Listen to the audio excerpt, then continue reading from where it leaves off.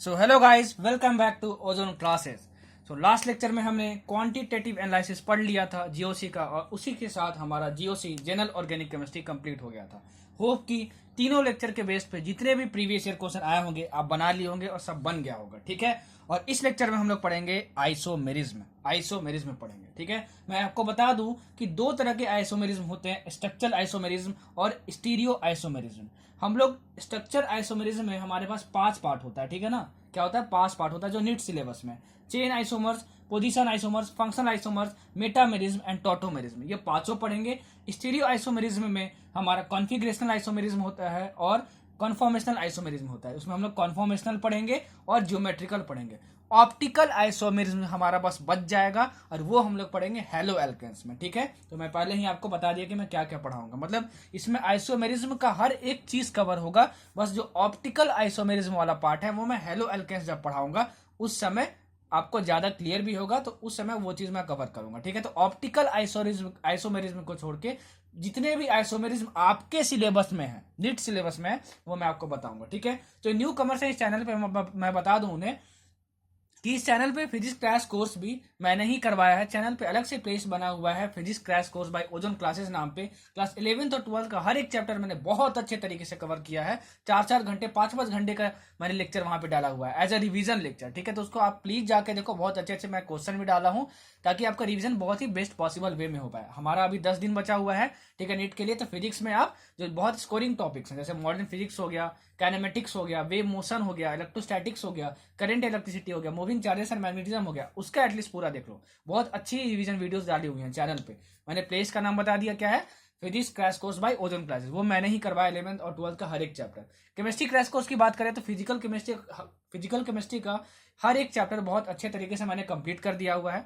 ठीक है, मतलब क्लास 11th का, क्लास 12th का हर एक चैप्टर फिजिकल केमिस्ट्री का मैंने करवा दिया है। और हमारा अभी ऑर्गेनिक केमिस्ट्री चला, जो कि मैं 1 हफ्ते में खत्म कर दूंगा। ठीक है, और हम लोग पढ़ेंगे इसमें आइसोमेरिज्म।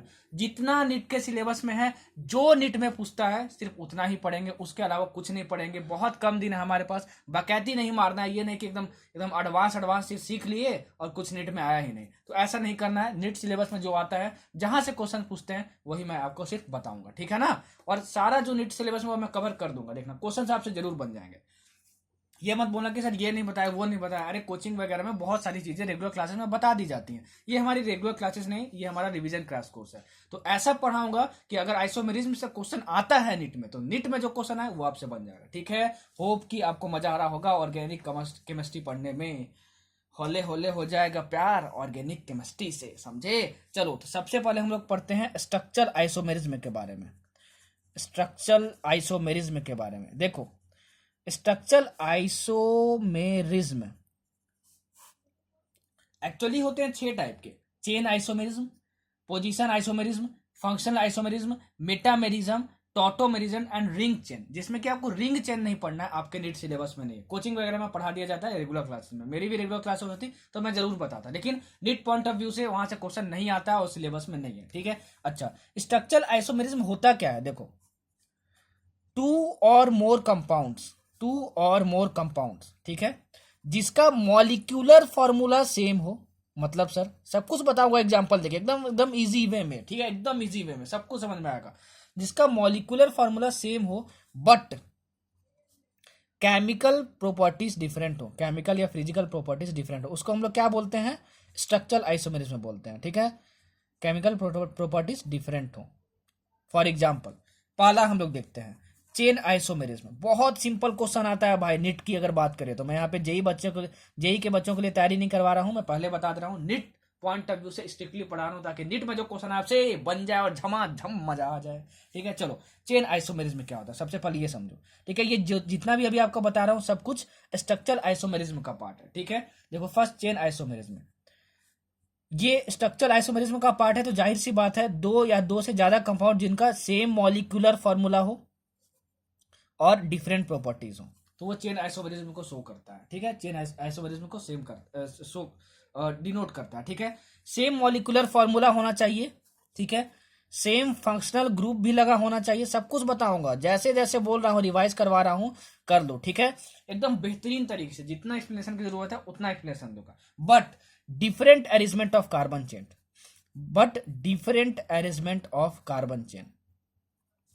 जैसे जैसे क्वेश्चन आता है, जैसा जैसा क्वेश्चन आता है सब कुछ बताऊंगा आपको, तो झमाझम एकदम नोट्स बन जाएंगे। बस जो बोलता हूँ जो लिखता हूँ दोनों के बेसिस पे नोट्स बनाना, ठीक है। मैं देखा हूँ कि बहुत सारे बच्चे एक्टिव हो गए हैं चैनल पे और मस्त एकदम व्यूज आ रहे हैं और मस्त पढ़ाई लिखाई कर रहे हैं। ऐसे ही पढ़ाई लिखाई करते रहो यार, सबको डॉक्टर बनो। चलो 2 एग्जाम्पल मैं लेता हूँ। देखो CH3 CH2 CH2 CH3 और ये है तुम्हारा CH3 CH CH3 CH3, ठीक है। तुमको क्वेश्चन में दिया रहेगा कि 2 कंपाउंड है, बताओ दोनों चेन आइसोमेरिज्म को शो कर रहे हैं कि नहीं कर रहे हैं, ठीक है। तो कैसे पहचानेंगे, सुनो बताता हूँ। सेम मॉलिक्यूलर फॉर्मूला होना चाहिए। देखो सेम मॉलिक्यूलर फॉर्मूला है कि नहीं, 1 2 3 4 कार्बन यहाँ पे, 1 2 3 4 कार्बन यहाँ पे, ठीक है। अच्छा 3 4 5 6 7 8 9 10 हाइड्रोजन यहाँ पे है, 3 3 4 3 9 3 10 हाइड्रोजन यहाँ पे है, ठीक है। अच्छा मतलब दोनों का मॉलिक्यूलर फार्मूला सेम है, ठीक है। फंक्शनल ग्रुप तो इसमें लगा ही नहीं हुआ। फंक्शनल ग्रुप कौन कौन से होते हैं, अल्कोहल, एल्डिहाइड, ये सब ये तो जानते ही होंगे ना भाई, अगर रिवाइज कर रहे हो तो। चलो तो पर different arrangement of carbon atom, carbon atom का अरेंजमेंट डिफरेंट होना चाहिए। तो दोनों का मॉलिक्यूलर फार्मूला तो सेम है, लेकिन देख सकते हो कि ये जो CH3 है, ये वाला CH3, ये वाला जो कार्बन है, ठीक है ना, वो यहां ना लग के इसमें यहां पे लगा हुआ है, ठीक है। तो मॉलिक्यूलर फार्मूला सेम है और फंक्शनल ग्रुप तो अगर है ही नहीं इन दोनों में, अगर फंक्शनल ग्रुप होता, ठीक है, तो दोनों सेम होने चाहिए थे और arrangement of carbon atoms different होने चाहिए। देखो ये कार्बन CH3 जो यहाँ पे है और CH3 यहाँ पे, मॉलिक्यूलर फार्मूला सेम, लेकिन CH3 यहाँ पे लगा, इसका बस प्लेस बदल गया। तो सर जगह बदल जाएगी तो उसको हम लोग बोलेंगे चेन आइसोमेरिज्म। इतना आसान है, आप बोलोगे हाँ इतना इतना इतना इतना आसान है, ठीक है। अब चलो दूसरा एग्जाम्पल लेते हैं। दूसरा तो ये क्या है, दोनों चेन आइसोमर्स हैं। क्या है, दोनों चेन आइसोमर्स हैं। CH3 CH2 CH2 CH2OH, ठीक है, एंड CH3 CH CH2OH और यहां पे है तुम्हारा CH3, ये तुम्हारे पास CH3, ठीक। अब आप ये देखोगे कि दोनों का मॉलिक्यूलर फार्मूला सेम है। देख लो दोनों में कार्बन सेम होंगे और दोनों में हाइड्रोजन भी जितने हैं इसमें उतना इसमें भी होगा। और देखो दोनों में सेम फंक्शनल ग्रुप भी है। देखो यहाँ पे आ गया, सेम फंक्शनल ग्रुप भी है, OH है और OH है, ठीक है। उसके बाद देखते हैं मॉलिक्यूलर फार्मूला सेम है, दोनों में सेम फंक्शनल ग्रुप भी है, different arrangement of carbon atoms है। क्या मैं बोलूंगा हाँ है। देखो यहाँ पे 4 कार्बन स्टेट है, 1 2 3 4 चारों स्टेट हैं और यहाँ पे 1 2 3 और यहाँ पे चौथा कार्बन यहाँ पे CH3 यहाँ पे लगा हुआ है, CH3 ग्रुप यहाँ पे लगा हुआ है। तो कार्बन एटम्स जो है उनका अरेंजमेंट डिफरेंट है, मॉलिक्यूलर फार्मूला सेम है और फंक्शनल ग्रुप भी सेम है, ठीक है। इसका मतलब कि ये चेन आइसोमर्स है, ठीक है। आपको दिया रहेगा 2 कंपाउंड दिया रहेगा, आपसे बोलेगा बताओ ये कौन सा आइसोमर्स है, चेन आइसोमर्स है, पोजीशन आइसोमर्स है, क्या है, ठीक है। तो आप इस तरीके से पहचानोगे। तो ये तीनों चीज आपको याद होना चाहिए, ठीक है। ये तीनों चीज आपको याद होना चाहिए, जैसा जैसा क्वेश्चन आता है रीट में सब कुछ बता रहा हूं। दूसरा पोजीशन आइसोमेरिज्म,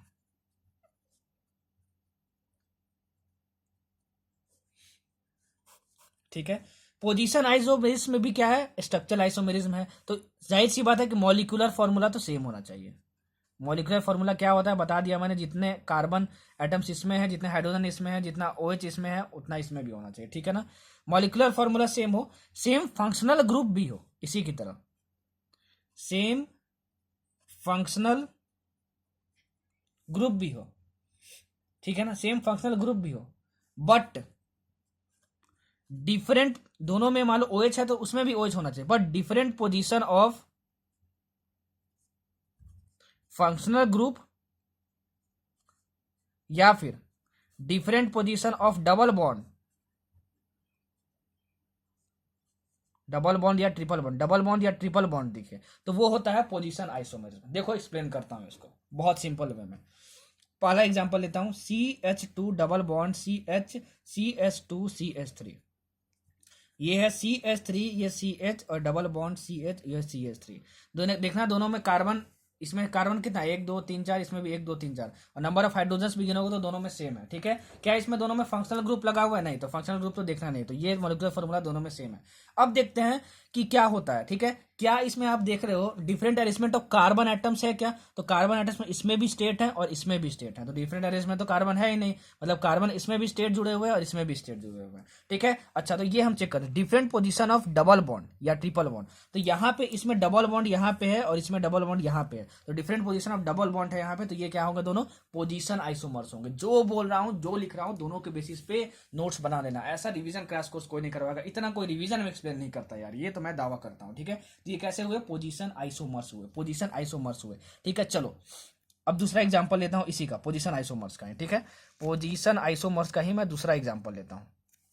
देखो CH3 CH2 और ये CH2 CH2OH, ठीक है, और CH3 CH2 CH CH3 और ये OH, ठीक है ना। बताना है कि ये पोजीशन आइसोमर्स है कि नहीं। तो देख सकते हो आप, दोनों का मॉलिक्यूलर फॉर्मूला सेम है, मिला लेना। दोनों में कार्बन आइटम्स सेम है और दोनों में नंबर ऑफ हाइड्रोजन भी सेम है, दोनों में ऑक्सीजन भी सेम है, ये सेम है। दोनों में सेम फंक्शनल ग्रुप भी है, देखो दोनों में सेम फंक्शनल ग्रुप भी है, ठीक है। क्या different arrangement of carbon atoms है इसमें? देखो कार्बन एटम्स, देखो इसमें कार्बन एटम्स को देखना है, फंक्शनल ग्रुप का डिफरेंट अरेंजमेंट नहीं देखना, कार्बन एटम्स को देखना, ठीक है। तो कार्बन यहाँ स्टेट चेन में है और कार्बन यहाँ भी स्टेट चेन में है, लेकिन different position of functional group जरूर है, ठीक है। फंक्शनल ग्रुप क्या है, अल्कोहल है यहाँ पे, तो ये अल्कोहल यहाँ पे ये लगा है और ये अल्कोहल यहाँ पे ये लगा है, तो different position of functional group present है, तो ये पोजीशन आइसोमर्स होंगे, ये दोनों क्या होंगे, पोजीशन आइसोमर्स होंगे। तो आपको ऐसे ही दो कंपाउंड दे देगा, बोलेगा बताओ कि ये चेन आइसोमर्स है कि पोजीशन आइसोमर्स है, तो कैसे पहचाना है मैंने बता दिया आपको। इसके लिए different arrangement of carbon atom, carbon का डिफरेंट अरेंजमेंट होना चाहिए, और इसमें क्या होना चाहिए, फंक्शनल ग्रुप का डिफरेंट अरेंजमेंट होना चाहिए, या फिर डबल बॉन्ड का पोजीशन डिफरेंट होना चाहिए, तो उसको क्या बोलते हैं हम लोग, पोजीशन आइसोमर्स बोलते हैं, पोजीशन आइसोमर्स बोलते हैं, ठीक है। समझ में आया? चलो अब बढ़ते हैं आगे। जो जो बोल रहा हूँ, जो जो लिख रहा हूँ, दोनों के बेसिस पे नोट्स बना लेना भाई, एकदम मजा आ जाएगा, सच बता रहा हूँ। निट पॉइंट ऑफ व्यू से एकदम जो जो इंपॉर्टेंट सब कुछ बता रहा हूँ। निट देकर आना, मैं क्वेश्चन सॉल्व करके दिखाऊंगा कि मेरे ही नोट से 15 में से 13 क्वेश्चन ऑर्गेनिक के आए हुए हैं।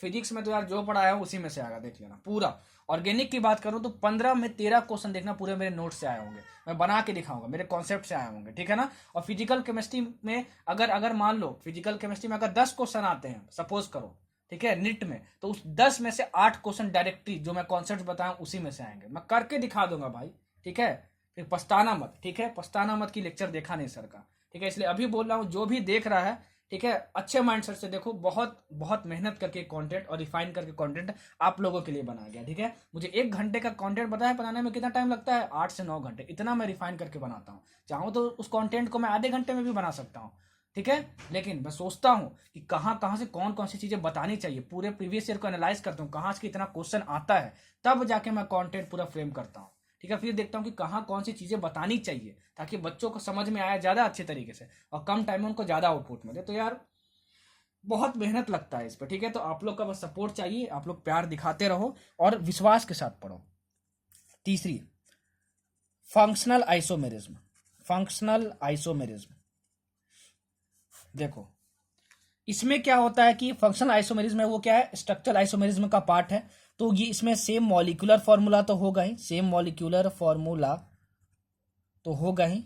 दूसरा, तुम्हारा डिफरेंट फंक्शनल ग्रुप होना चाहिए, फंक्शनल ग्रुप डिफरेंट होना चाहिए, ठीक है। फंक्शनल ग्रुप का पोजीशन नहीं, फंक्शनल ग्रुप ही अलग होना चाहिए। For example CH3 CH2OH CH3OCH3, दोनों में मॉलिक्यूलर फॉर्मूला सेम है। देखो इसमें 2 कार्बन है, 1 2, इसमें भी 2 कार्बन है, इसमें 3 4 5 6 हाइड्रोजन है, इसमें भी 6 हाइड्रोजन है, इसमें 1 ऑक्सीजन है, इसमें भी 1 ऑक्सीजन है। लेकिन आप देख सकते हो, आप देख सकते हो, ठीक है, कि यहाँ पे OH क्या है, OH क्या है तुम्हारा, अल्कोहल है, और यहाँ पे OCH3 तुम्हारा क्या है, ईथर है। इतना रिवीजन कर रहे हो तो जानते ही होंगे, ये क्या है तुम्हारा, ईथर है, ठीक है ना। और ये OH क्या है तुम्हारा, अल्कोहल है।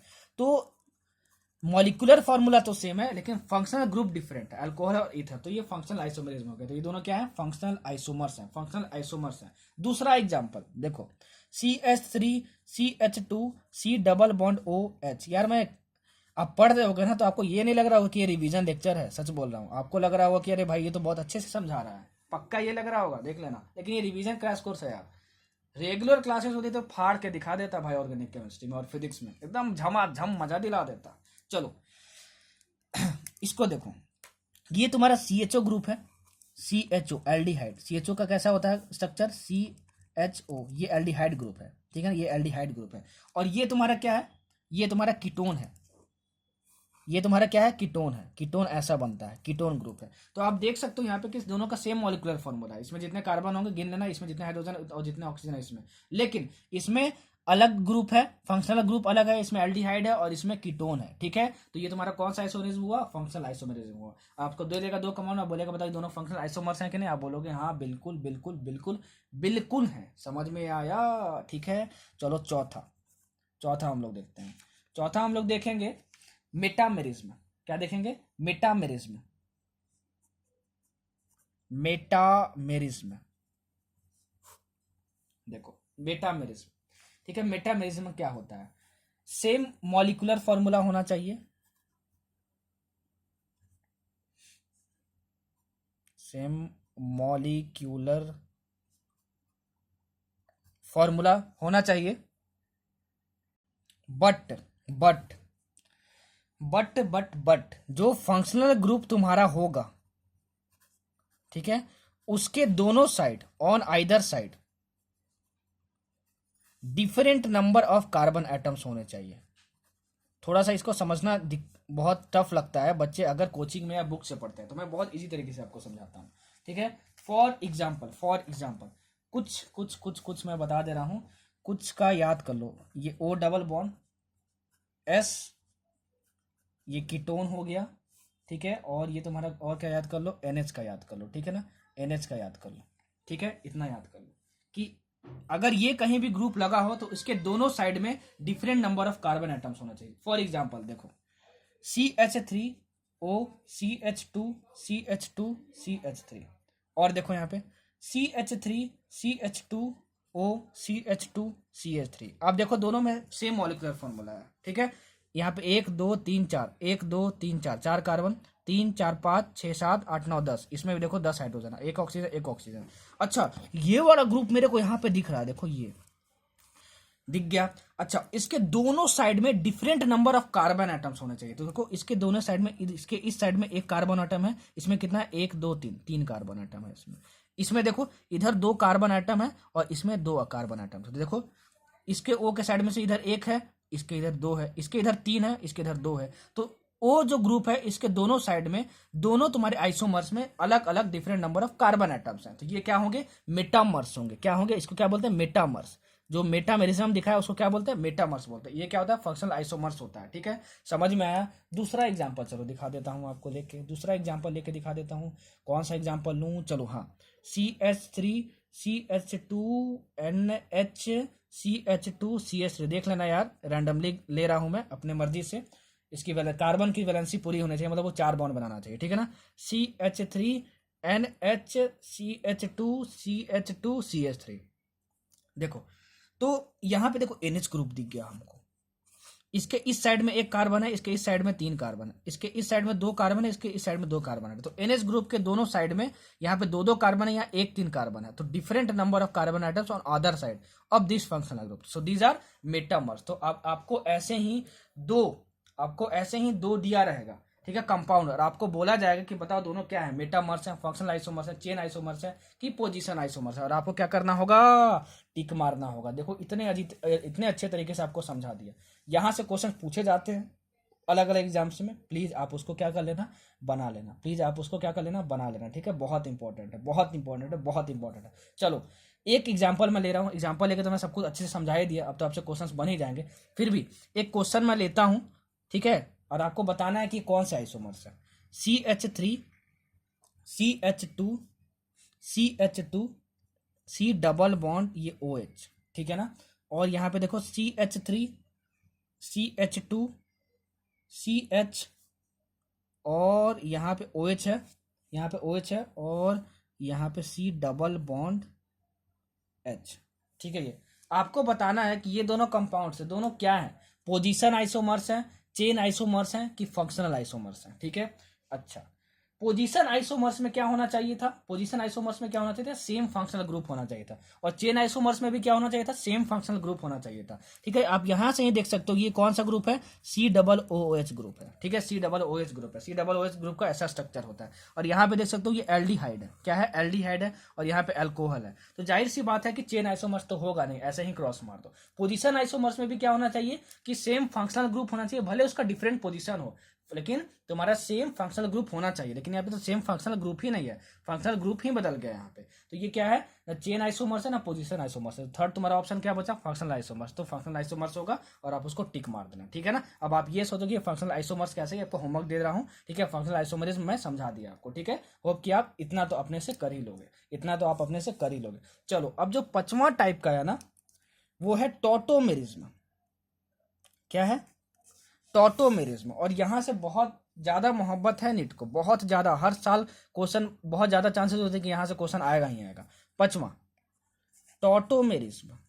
Tautomerism, tautomerism. नीट में अगर क्वेश्चन आता है आइसोमेरिज्म से, ठीक है, तो मोर देन 90% चांस है कि उन टॉटोमेरिज्म से आएगा। और बच्चों को इतना ज्यादा डर लगता है टॉटोमेरिज्म, बाप रे बाप, कितना भयानक क्वेश्चन। क्या आएगा, विच of the flowing exhibit tautomerism, which of the flowing will show tautomerism. बाप रे बाप, देखो एकदम इजी लैंग्वेज में समझाऊंगा, एकदम मोहब्बत हो जाएगा आप टॉटोमेरिज्म से, सच बता रहा हूँ। ध्यान से बस सुनना, नहीं समझ में आया तो वीडियो रिप्ले करना, रिवाइंड करना, दोबारा देखना। ठीक है, अच्छे से समझना क्या बताने वाला हूँ। अब देखो, टॉटोमेरिज्म जो है वो क्या होता है, स्ट्रक्चरल आइसोमेरिज्म होता है। तो मतलब कि मॉलिक्यूलर फॉर्मूला तो सेम रहने वाला है, सेम मॉलिक्यूलर फॉर्मूला। ठीक है, बट स्ट्रक्चरल फॉर्मूला डिफरेंट होना चाहिए, बट डिफरेंट स्ट्रक्चरल फॉर्मूला। ठीक है, तब दोनों क्या कहलाएंगे, टॉटोमर्स कहलाएंगे। क्या कहलाएंगे, टॉटोमर्स कहलाएंगे। क्या कहलाएंगे, टॉटोमर्स कहलाएंगे। जैसे फॉर एग्जाम्पल अगर मैं दूं तो देखो, CH3 डबल बॉन्ड OH, ठीक है, और CH2 डबल बॉन्ड CHOH। ठीक है, देखो ये, इसको ध्यान से देखो, दोनों में मॉलिक्यूलर फॉर्मूला सेम है क्या, 2 कार्बन है, यहाँ पे 2 कार्बन है। हाइड्रोजन कितना है, 1 2 3 4, 3 4, हाँ, ऑक्सीजन ये है। ठीक है, अच्छा, ये हम देख सकते हैं। आप यहाँ पे ये देखो कि दोनों का स्ट्रक्चर डिफरेंट है क्या, बोलोगे हाँ। देखो दोनों का स्ट्रक्चर डिफरेंट है, दोनों मॉलिक्यूलर फॉर्मूला तो सेम है, लेकिन दोनों का स्ट्रक्चर डिफरेंट दिख रहा है तुमको। देखो दिख रहा है कि नहीं दिख रहा है, अरे स्ट्रक्चर क्या होता है कि उसका वेशभूषा कैसा दिख रहा है। ठीक है, तुम अलग दिखते हो, तुम्हारे पापा अलग दिखते होंगे, तो तुम दोनों का क्या है, स्ट्रक्चर अलग अलग है। तो देखो दोनों का मॉलिक्यूलर फॉर्मूला तो सेम है, लेकिन दोनों स्ट्रक्चर अलग अलग दिख रहे हैं। तो ये क्या होगा, तुम्हारे टॉटोमर्स होंगे, तुम्हारे क्या होंगे, टॉटोमर्स होंगे। ठीक है, क्या होंगे, टॉटोमर्स होंगे। ठीक है, टॉटोमर्स होंगे। और डिफरेंट स्ट्रक्चर फॉर्मूला क्या होता है, due to migration of hydrogen atom, ठीक है, due to migration of hydrogen atom. ठीक है, आप यहाँ पे देख सकते हो कि यहाँ पे जो हाइड्रोजन था, वो शिफ्ट होके कहाँ पे आ गया, देखो यहाँ पे आ गया, सॉरी यहाँ पे आ गया। तब तो ये यहाँ पे आया, तो ये CH3 हो गया, और ये C और डबल बॉन्ड O और ये H। ठीक है, तो आप देख सकते हो कि दोनों में सिर्फ हाइड्रोजन जो है वो मूव कर रहा है, और उसके मूव करने की वजह से स्ट्रक्चर फॉर्मूला डिफरेंट हो जा रहा है, मतलब दोनों का स्ट्रक्चर डिफरेंट हो जा रहा है। तो ऐसे आइसोमर्स को क्या बोलते हैं, टॉटोमर्स बोलते हैं। और जो ऐसा शो करते हैं उसको क्या बोलते हैं, उस फिनोमेनन को टॉटोमेरिज्म बोलते हैं। तो इस पे क्वेश्चन आता है कि 2 कंपाउंड दे देगा, बोला बताएगा, पूछेगा आपसे, बताओ ये टॉटोमर्स है कि नहीं है। तो टॉटोमर्स होंगे तो कैसे पहचानोगे, दोनों का मॉलिक्यूलर फॉर्मूला सेम होगा, और दोनों का स्ट्रक्चर बस दिखने में अलग होना चाहिए, और स्ट्रक्चर दिखने में अलग होना चाहिए, और सिर्फ एक हाइड्रोजन एटम की वजह से अलग होना चाहिए। देखो जैसे ये हाइड्रोजन एटम यहाँ पर आ गया, तो ये CH3 बन गया, और C डबल बॉन्ड O और ये H हो गया। तो एक हाइड्रोजन एटम के माइग्रेशन की वजह से, मूव करने की वजह से, ठीक है, दोनों टॉटोमर्स बन जाते हैं। समझ में आया। लेकिन यहाँ से क्वेश्चन तो आता ही आता है, लेकिन यहाँ से सबसे ज्यादा जो क्वेश्चन आता है टॉटोमेरिज्म से, तो आपसे क्वेश्चन में ये बोला रहेगा कि विच of the flowing compound will show tautomerism. ठीक है, तो ये कैसे पहचानेंगे, ठीक है ना। इसके लिए 3 पॉइंट आप याद रखना। ठीक है, इसके लिए आप क्या करना, 3 पॉइंट याद रखना टॉटोमेरिज्म शो करने के लिए। ठीक है, पहला, जो कंपाउंड है, ठीक है, that must have a electronegative atom. Solve करके बताऊंगा, एक क्वेश्चन लूंगा प्रीवियस ईयर का ही, बहुत बेहतरीन क्वेश्चन, जिससे आपके सारे कॉन्सेप्ट क्लियर हो जाएंगे। That must have a electronegative atom bonded by bonded by a double और ट्रिपल बॉन्ड, ठीक है। फॉर एग्जाम्पल उस कंपाउंड में जो टोटलिज्म शो करेगा, सबसे पहले उसका कंडीशन क्या है कि जो कार्बन है वो डबल बॉन्ड ओ, ठीक है, कार्बन जो है वो triple bond N, N double bond O, ठीक है, सी डबल बॉन्ड एस, ऐसा कुछ दिखना चाहिए उसमें, ठीक है। एग्जाम्पल से बताऊंगा ज्यादा समझ में आएगा, ठीक है। मतलब एक इलेक्ट्रोनेगेटिव एटम होना चाहिए और वो कार्बन से या फिर किसी और एलिमेंट से उस कंपाउंड में डबल बॉन्ड या ट्रिपल बॉन्ड से अटैच होना चाहिए, ठीक है। दूसरा दूसरा that there must be alpha hydrogen present on a saturated carbon, saturated carbon, सब कुछ समझाऊंगा भाई, ठीक है, तीनों समझाऊंगा। ये मैं सोचना कि सर क्या लिख दिया, बस पहले लिख लो, ठीक है। Alpha hydrogen on bridge never participate in, never participate in tautomerism, ठीक है। चलो एग्जाम्पल लेता हूं और समझाता हूं। टॉटोमेरिज्म में वही कंपाउंड शो करेगा जहां पे कार्बन से ज्यादा कोई इलेक्ट्रोनेगेटिव एटम जुड़ा हो और किससे जुड़ा हो, डबल बॉन्ड या ट्रिपल बॉन्ड से जुड़ा हुआ हो, पहला कंडीशन। दूसरा क्या होना चाहिए कि अल्फा हाइड्रोजन प्रेजेंट होना चाहिए सेचुरेटेड कार्बन पे। सेचुरेटेड कार्बन क्या होता है, सी डबल बॉन्ड सी, ठीक है ना, मतलब सिंगल बॉन्ड कार्बन पे जुड़ा होना चाहिए। वैसे सेचुरेटेड कार्बन अनसेचुरेटेड क्या होता है मैंने पिछले स्लाइड्स में बता दिया, इसीलिए बोला हूं सब कुछ सीक्वेंस वाइज देखना, ठीक है। एंड अल्फा हाइड्रोजन ऑन बीस नेवर पार्टिसिपेट इन टॉटोमेरिज्म, ये भी होना चाहिए, ठीक है। सबका एक एक एग्जांपल लूंगा और बहुत बेहतरीन तरीके से आपको समझाऊंगा। सुनो, सबसे पहला example CH3C double bond OH। आपको बताना है कि ये बताइए टॉटोमेरिज्म में शो करेगा कि नहीं करेगा। तो सर ने बताया था कि कार्बन से ज्यादा कोई इलेक्ट्रोनेगेटिव एटम होना चाहिए, तो ऑक्सीजन है, ऑक्सीजन, नाइट्रोजन, ठीक है, फ्लोरीन, क्लोरीन, ये सब क्लोरीन से ज्यादा इलेक्ट्रोनेगेटिव, सॉरी कार्बन से ज्यादा इलेक्ट्रोनेगेटिव होता है। और सर ने बताया था जो इलेक्ट्रोनेगेटिव एटम होगा कार्बन से ज्यादा वो डबल बॉन्ड या ट्रिपल बॉन्ड से जुड़ा होना चाहिए, तो यहाँ डबल बॉन्ड से जुड़ा हुआ है, तो फर्स्ट कंडीशन फॉलो हो गया।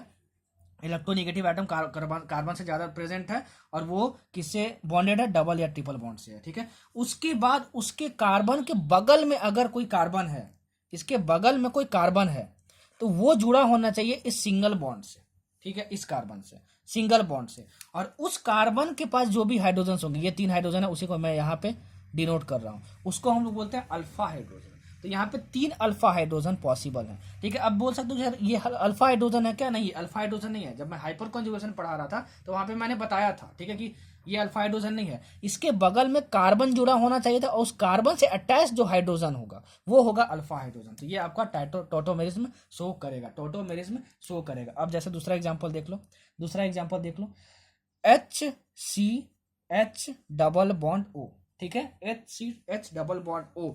अरे यहाँ पे कार्बन से ज्यादा कोई इलेक्ट्रोनेगेटिव एटम है क्या, हाँ ऑक्सीजन है यहाँ पे। क्या वो डबल बॉन्ड या ट्रिपल बॉन्ड से जुड़ा है क्या, हाँ जुड़ा है, फर्स्ट कंडीशन तो फॉलो हो गया, ठीक है। सेकंड, अल्फा हाइड्रोजन पॉसिबल है कि नहीं सेचुरेटेड कार्बन पे, तो इसके बगल में जो कार्बन है, ठीक है, पहले वो होना चाहिए। तो ना इसके इस साइड कार्बन है ना इसके इस साइड कार्बन है, तो यहाँ पे अल्फा हाइड्रोजन पॉसिबल ही नहीं है, ठीक है। इसके बगल में कार्बन होना चाहिए, ठीक है, और यहाँ पे सिंगल बॉन्ड होना चाहिए और उस कार्बन से अटैच हाइड्रोजन होना चाहिए, तब वो क्या होगा, अल्फा हाइड्रोजन होगा, ठीक है। तो ये डायरेक्ट हाइड्रोजन जो जुड़ा होता है उसको अल्फा हाइड्रोजन नहीं बोलते, तो ये टॉटोमेरिज्म में शो नहीं करेगा। अच्छा, तीसरा एग्जांपल,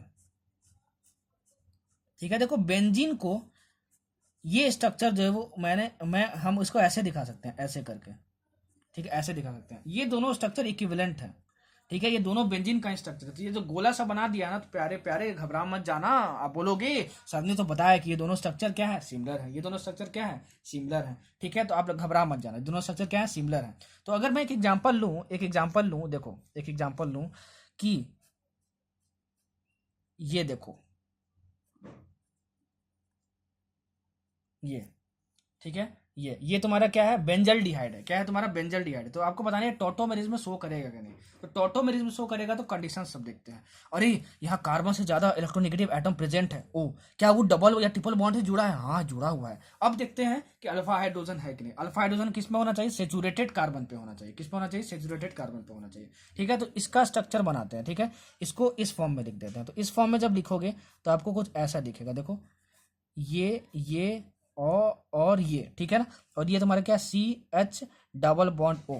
तो इसके बगल में कार्बन होना चाहिए था, उसका हाइड्रोजन होना चाहिए। तो बगल में कार्बन है नहीं तो इस साइड देखेंगे नहीं, इसके बगल में देखते हैं। तो सर ने बताया था कि इसको हम लोग कार्बन से डिनोट करते हैं, ठीक है। जहां पे लाइंस इंटरसेक्ट करते हैं वहां पे क्या होता है, कार्बन होता है। क्या यहाँ पे कोई हाइड्रोजन है, बोलोगे हाँ है, क्योंकि इसका एक बॉन्ड है, दो बॉन्ड है, तीन बॉन्ड है। तो इसको क्या बनाना पड़ेगा, टेट्रावैलेंट बनाना पड़ेगा। चार बॉन्ड बनाने के लिए हम लोग क्या करते हैं, हाइड्रोजन अपने से लगा सकते हैं। तो यहाँ पे एक हाइड्रोजन है, क्या है, यहाँ पे हाइड्रोजन है, यहाँ पे क्या है, एक हाइड्रोजन है, यहाँ पे क्या है, एक हाइड्रोजन है। लेकिन ये जो हाइड्रोजन होना चाहिए एक सेचुरेटेड कार्बन पे होना चाहिए, ठीक है। बहुत बच्चे बोलते हैं कि टॉटोमेरिज में शो करेगा, जो कि गलत है। ये इसको लिखो, देखो alpha hydrogen present on saturated carbon, तो ये कार्बन जो है वो सेचुरेटेड होना चाहिए था। तो इसके साथ तो ये सिंगल बॉन्ड बना रहा है, लेकिन देखो इस वाले कार्बन के साथ, यहाँ जो कार्बन है इसके साथ ये डबल बॉन्ड बना रहा है। तो सी डबल बॉन्ड सी हो गया, ठीक है, सी डबल बॉन्ड सी हो गया यहाँ पे। तो ये अनसेचुरेटेड कार्बन हो गया। तो अनसेचुरेटेड कार्बन पे यहाँ पे हाइड्रोजन है, इसलिए यहाँ पर टॉटोमेरिज में शो नहीं होगा। सो बेंजल्डिहाइड डू नॉट शो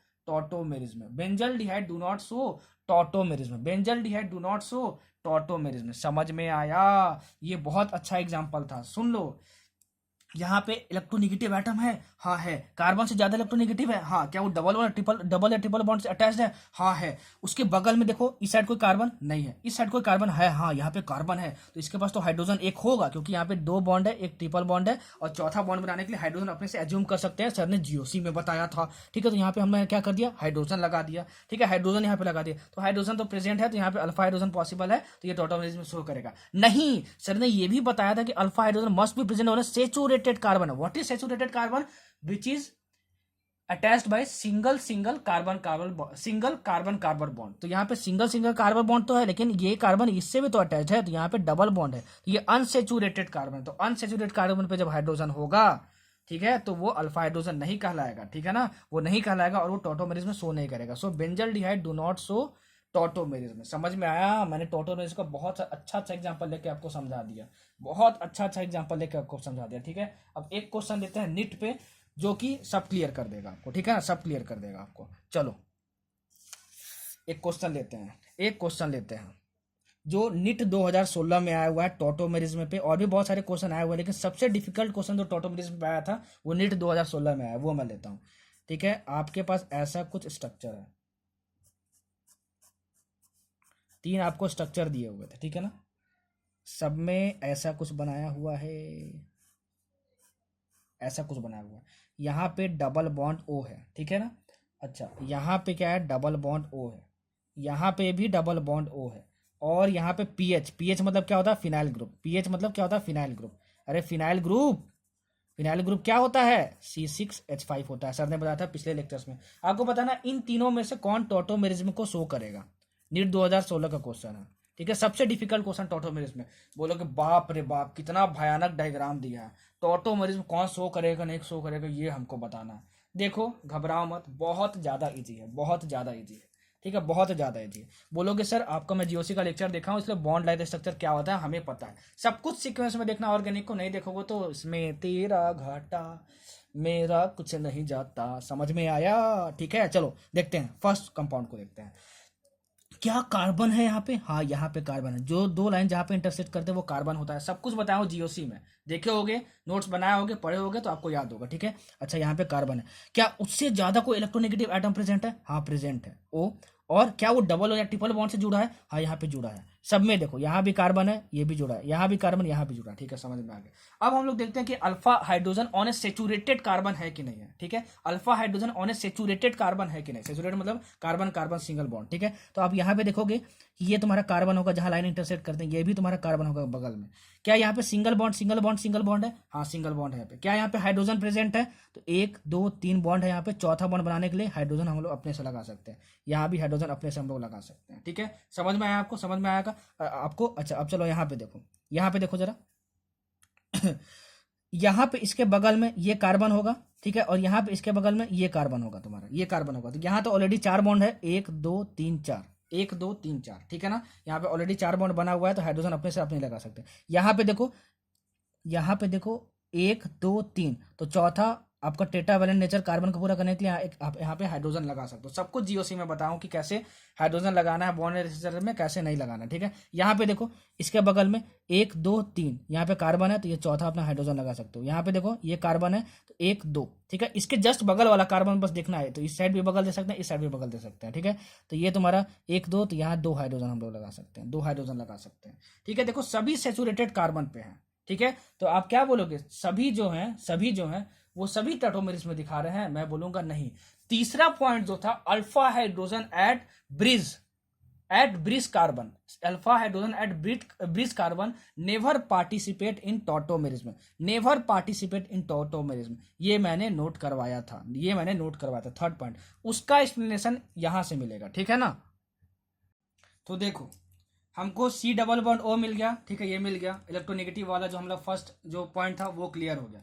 उसके बगल में कार्बन है, उस पर देखो तीनों में, फर्स्ट इसमें भी और इसमें भी हाइड्रोजन पॉसिबल है, और तीनों में देखो कार्बन कार्बन सिंगल बॉन्ड है, देखो ये सब सिंगल बॉन्ड से है कनेक्टेड, ठीक है। तो आप बोलोगे तीनों टॉटोमेरिस में शो कर सकते हैं, नहीं। जो हमारा थर्ड पॉइंट था वो क्या था, alpha hydrogen at bridge carbon. आप इसको ध्यान से देखोगे, ये स्ट्रक्चर को, इस स्ट्रक्चर को देखो, इस स्ट्रक्चर को, इस स्ट्रक्चर को, इस स्ट्रक्चर को, तो ये ऐसे है, देखो ऐसे और फिर ऐसे है, ऐसे और ये ऐसे है, ठीक है। ये सेम प्लेन में नहीं है, ये इसी प्लेन में नहीं है, ये स्ट्रक्चर ऐसे और ये ऐसे है, ठीक है ना। ऐसे मतलब ऐसे है स्ट्रक्चर, ये जो ये बीच वाला है, ये वाला जो है वो ऐसे है, इस तरीके से देखो, इस तरीके से है, इस तरीके से जुड़ा हुआ है। कैसे पता चला सेम प्लेन में नहीं है? हाइब्रिडाइजेशन देखो इस कार्बन का, देखो इस कार्बन का 1 2 3 3 सिग्मा बॉन्ड, तो ये sp2 है, क्या है, sp2 है, ठीक है। क्या है, sp2 है, ठीक है। और ये देखो इस कार्बन को नहीं, इस कार्बन को देखना है ना, कि क्योंकि ये कार्बन और ये कार्बन जो है, ठीक है, ये कार्बन और ये कार्बन जो है, ठीक है, वो तुम्हारा वो करेगा ना, ये कार्बन और ये कार्बन है, ये यहाँ से जो H जुड़ा है वो ना टॉटोमेरिस में पार्टिसिपेट करेगा। तो इस कार्बन को देखो, ठीक है। तो 1 2 3 4 sp3 हाइब्रिडाइज्ड, 1 2 3 4 सिग्मा बॉन्ड को गेन के sp3 हाइब्रिडाइज्ड, सब कुछ सिखा चुका हूँ जीओसी पार्ट 1 पार्ट 2 पार्ट 3 में, ठीक है। यहाँ पे देखो हाइब्रिडेशन, ये भी sp3 है, ठीक है ना, ये भी sp3 है, और ये देखो क्या है, ये भी sp3 है, ठीक है ना। यहाँ पे देखो ये क्या है, sp3 है, ठीक है। और ये भी क्या है, 1 2 3 4, ये भी sp3 है, ठीक है ना, ये भी sp3 है। लेकिन देखो ये तुम्हारा क्या है, ब्रिज पे है, क्या है, ब्रिज पे, मतलब ये जो दोनों है, ये ब्रिज है, ऐसे ब्रिज करके बना हुआ है, ठीक है। तो यही बोला हुआ हूं मैं कि alpha hydrogen at bridge carbon never participate in क्या, नेवर पार्टिसिपेट इन टॉटोमेरिज्म। तो देखो ब्रिज कार्बन कौन सा है, ये कार्बन और ये कार्बन, तो टॉटोमेरिज्म में किससे शो हो सकता था, इस हाइड्रोजन से और इस हाइड्रोजन से। तो ये तो दोनों ब्रिज कार्बन पे हैं, तो ये टॉटोमेरिज्म में पार्टिसिपेट नहीं करेगा, तो ये नहीं होगा। देखो इसमें इस कार्बन से हो सकता था और इस कार्बन से हो सकता था, मतलब इस हाइड्रोजन से हो सकता था, और यहाँ पे तो हाइड्रोजन पॉसिबल है नहीं है, क्योंकि यहाँ पे पीएच जुड़ा है, तो 1 2 3 4 ऑलरेडी बॉन्ड है, यहाँ पे 4 ऑलरेडी बॉन्ड है, तो पांचवा अपना हाइड्रोजन से नहीं लगा सकते हो। तो ये भी क्या है, ये भी सी यहाँ पे, ठीक है ना। तो ये भी क्या है, ब्रिज कार्बन पे हाइड्रोजन है, तो ये भी पार्टिसिपेट नहीं करेगा, ठीक है। अब देखो यहाँ पे ये देखो ये कार्बन, यहाँ भी जो हाइड्रोजन है ये ब्रिज कार्बन पे है, ठीक है, क्योंकि ये क्या है, ब्रिज की तरह बना रहा है, ये क्या रहा है, ब्रिज बना रहा है, ठीक है ना। तो ये भी पार्टिसिपेट नहीं करेगा, लेकिन इसके बगल में जस्ट जो है वो ब्रिज कार्बन नहीं है, तो इस पे भी 2 हाइड्रोजन अभी है, तो ये दोनों पार्टिसिपेट कर सकते हैं टॉटोमेरिज्म में। इसलिए जो थर्ड वाला जो पार्ट है वो टॉटोमेरिज्म में पार्टिसिपेट कर सकता है, तो आप क्या करोगे, इसको, इस ऑप्शन को क्या करोगे, टिक मार दोगे, इस ऑप्शन को क्या करोगे, टिक मार दोगे। So third is the correct answer, ये टॉटोमेरिज्म को शो करेगा, ये दोनों नहीं करेगा। तो होप कि मैंने इतने सारे एग्जांपल लिखे टॉटोमेरिज्म के, आपके समझ में आ जाओगे। जितना ज्यादा क्वेश्चन बनाओगे उतना ज्यादा अच्छा है, ठीक है, उतना ज्यादा अच्छा है। चलो अब देखो एक क्वेश्चन और आता है इस पे, मैक्सिमम इनॉल कंटेंट फाइंड करने के लिए, विच of the flowing structure will have the maximum इनॉल content, तो वो कैसे निकालेंगे, उसके लिए मैं एक ट्रिक बता रहा हूं, आप याद कर लो, ठीक है। अगर डाई कीटोन होगा तो उसका सबसे ज्यादा इनॉल कंटेंट होगा, उसके बाद कीटो एल्डिहाइड, ठीक है, उसके बाद क्या, सिर्फ कीटोन, और उसके बाद फिर एल्डिहाइड, ठीक है। जैसे एग्जांपल लेता हूं तुम्हारा, ठीक है ना, इस पे क्वेश्चन बहुत कम आते हैं लेकिन ऐसा क्वेश्चन पूछा जाता है इसलिए बता देगा। सबसे ज्यादा क्या पूछा जाता है, विच of the flowing will show tautomerism. तो कैसे देखना है, ये एग्जांपल तो लिया है, इससे पहले 2-3 एग्जांपल और लिया और आपको समझा दिया, ठीक है ना। जितने तरीके के एग्जांपल बन सकते थे टॉटोमेरिज्म के जितने भी क्वेश्चन है आप प्लीज बना लेना, हर साल पूछने के बहुत सारे चांसेस होते हैं। विच of the flowing compound will show tautomerism, ठीक है। तो बहुत सारे क्वेश्चन आए हुए प्रीवियस ईयर से, आप सोल्व कर लेना। चलो ठीक है, मैक्सिमम इनऑल कॉन्टेंट, जैसे एग्जांपल दे रहा हूँ, CH3 C double bond O H CH3, और कौन सा लूँ, CH3 और यहाँ पे ले लेता हूँ मैं, C double bond O CH2 C double bond O CH3, ठीक है, ये ले लेता हूँ, ठीक है ना, ये ले लेता हूँ। चलो और यहाँ पे ले लेता हूँ, और यहाँ पे क्या ले लूँ, हाँ बस इतना ही लेता हूँ, ठीक है, चलो इतना ले लेता हूँ। तो हमको ये बताना है कि इन दोनों में से सबसे ज्यादा इनॉल कंटेंट किसका होगा, सबसे ज्यादा इनॉल कंटेंट किसका होगा। तो आप बोलोगे डाई कीटोन है, यहाँ पे डाई कीटोन मतलब 2 कीटोन ग्रुप होना चाहिए। देखो यहाँ 2 कीटोन ग्रुप है, ये दोनों कीटोन ग्रुप है, ठीक है ना। और यहाँ पे क्या है, देखो CHO एल्डिहाइड है यहाँ पे, ठीक है, एल्डिहाइड है, तो एल्डिहाइड से ज्यादा इनॉल कंटेंट डाइकोटोन का होता है, तो इसका जो इनॉल कंटेंट है वो ज्यादा होगा। वैसे ही क्वेश्चन में अगर मान लो कीटो एल्डिहाइड प्रेजेंट हो, क्या हो, कीटो एल्डिहाइड प्रेजेंट हो, क्या प्रेजेंट हो, कीटो एल्डिहाइड प्रेजेंट हो, और डाई कीटोन प्रेजेंट हो। कीटो एल्डिहाइड मतलब एक कीटोन ग्रुप हो और एक एल्डिहाइड ग्रुप लगा हो, और एक ऐसा एग्जांपल हो डाई कीटोन का, ठीक है, जिसमें दोनों कीटोन्स ग्रुप लगे हो, तो किसका इनॉल कंटेंट ज्यादा होगा, डाई कीटोन का ज्यादा होगा। तो ये मैक्सिमम इनॉल कंटेंट का ऑर्डर होता है। अगर दोनों कीटोन ग्रुप लगे हैं तो उसका सबसे ज्यादा इनॉल कंटेंट होगा, ठीक है। कीटोन, एक में कीटोन लगा हुआ है, एक में एल्डिहाइड लगा हुआ है, तो कीटोन ग्रुप का एल्डिहाइड से ज्यादा इनॉल कंटेंट होता है, ठीक है। तो ऐसे क्वेश्चन आता है टॉटोमेरिज्म में। जितने भी टाइप था मैंने बता दिया जो नीट में पूछता है, जो नीट में पूछता है, ठीक है। चलो अब बढ़ते हैं हम लोग आगे। अब हम लोग पढ़ते हैं geometrical isomerism, and this is a part of stereo isomerism.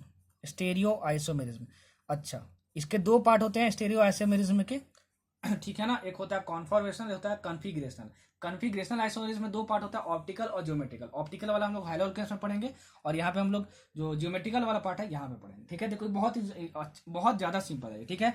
Geometrical isomerism मतलब स्टेरियो आइसोमेरिज्म किसको बोलते हैं, ठीक है। सेम मॉलिक्यूलर फॉर्मूला होना चाहिए, ठीक है, बट different arrangement